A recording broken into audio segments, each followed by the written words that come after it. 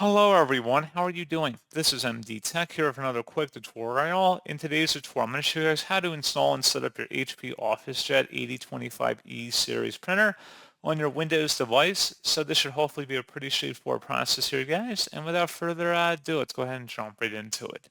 So all you have to do is open up a web browser, and into Google search, you want to search for HP OfficeJet 8025e support.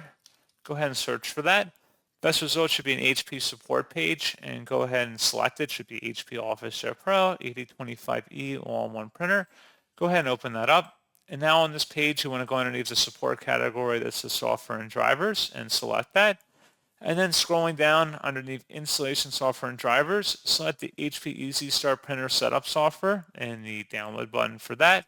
And then once it's downloaded to your system, go ahead and open up that file and give it a moment to extract here.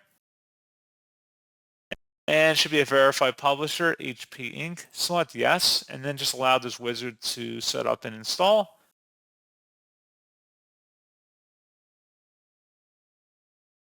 And then just follow through with the on-screen wizard. You may have to set certain preferences depending on what you're looking for out of your printer.